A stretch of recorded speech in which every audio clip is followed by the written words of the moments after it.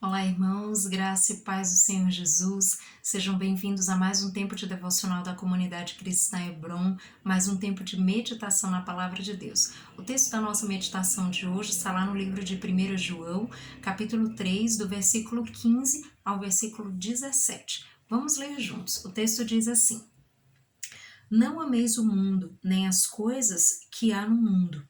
Se alguém amar o mundo, o amor do Pai não está nele, porque tudo que há no mundo, a concupiscência da carne, a concupiscência dos olhos e a soberba da vida, não procede do Pai, mas procede do mundo.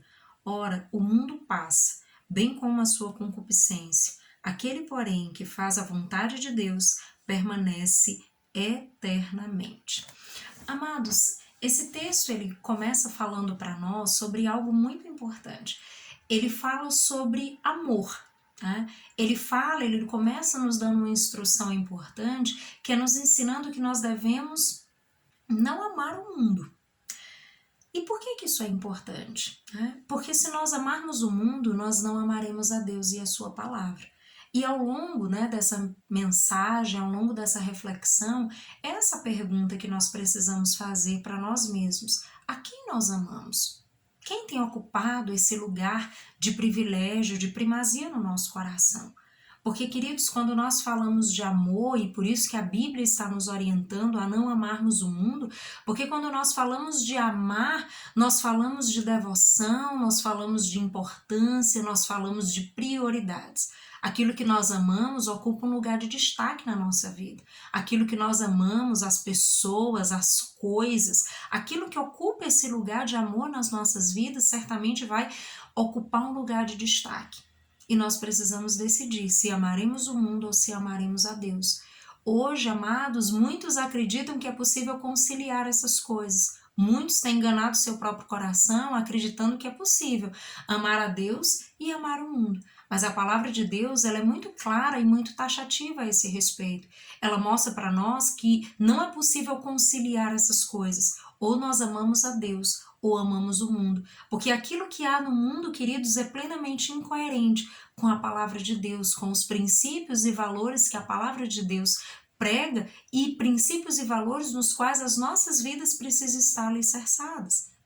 Essa reflexão é importante que você faça, amados, porque de repente as filosofias e tantas ideias mundanas começam a entrar no nosso coração e nos fazer acreditar que é possível conciliar coisas inconciliáveis. E de repente nós vamos nos perdendo daquilo que é mais importante, que é a orientação que a palavra de Deus nos dá. E é sobre isso que eu quero meditar com você através dessa mensagem. Então, a primeira coisa que a Bíblia nos ensina é que nós não devemos amar o mundo.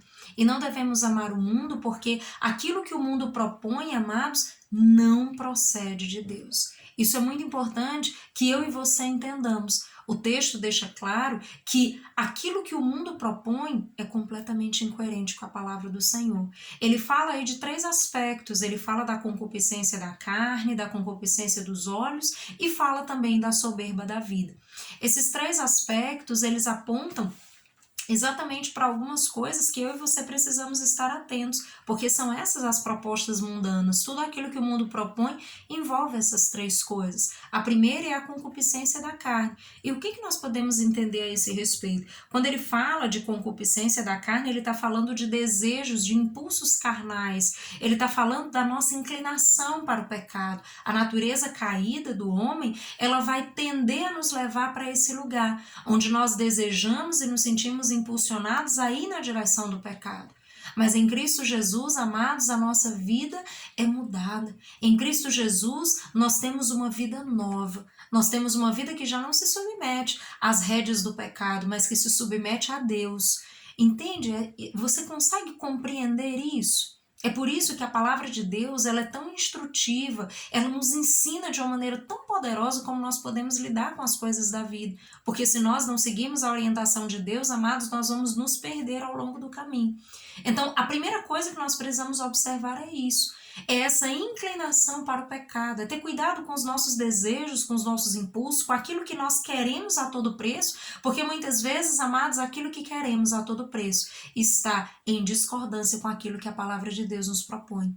E é isso que o mundo nos diz. O mundo vai nos fazer muitas propostas que são completamente incoerentes com a palavra de Deus. E se nós não guiarmos as nossas vidas pelos princípios e valores da palavra, nós vamos acabar caindo em muitos enganos.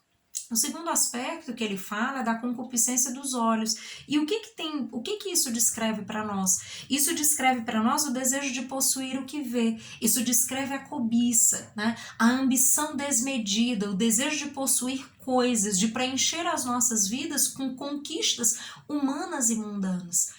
E isso nós precisamos ter muito cuidado, principalmente numa cultura, né, na qual nós vivemos e que está baseada em consumo e que está baseada em tantos valores que são mundanos. E que nada tem a ver com a palavra de Deus, porque a palavra de Deus não se trata de ter coisas, a palavra de Deus se trata de ter a verdade do evangelho, de ter a vida de Deus nas nossas vidas, de ter a presença de Deus que vivifica as nossas vidas, que transforma o nosso interior. É disso que se trata.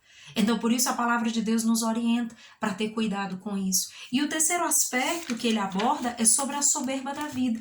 E quando ele fala da soberba da vida, ele está falando de arrogância, de orgulho, ele está falando dessa pretensão de superioridade, de acharmos que somos mais, que somos melhores e acabarmos nos tornando independentes, esquecendo de Deus. Então veja, queridos, ele descreve esses três aspectos e ele é taxativo, a Bíblia é taxativa em dizer tudo isso não procede do Pai, mas procede do mundo.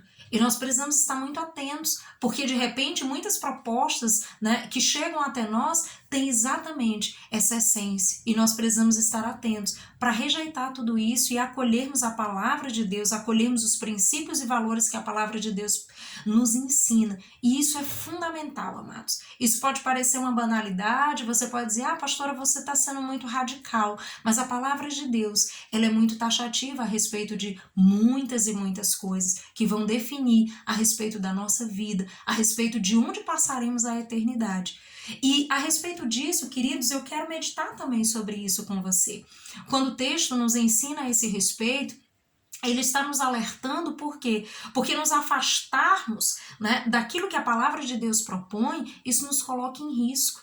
Todas essas coisas, né, todas essas propostas mundanas, elas podem nos levar para um lugar que, em primeiro lugar, nos afasta de Deus.